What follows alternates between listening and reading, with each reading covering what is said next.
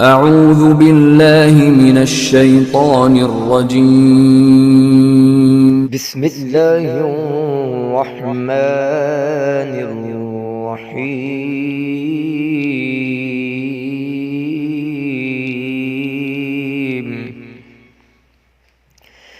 أرأيت الذي يكذب بالدين فذلك الذي يدعو اليتيم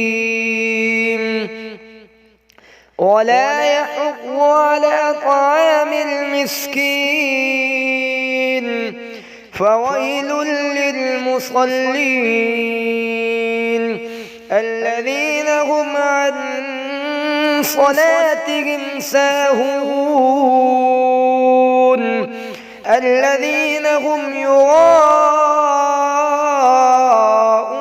ويمنعون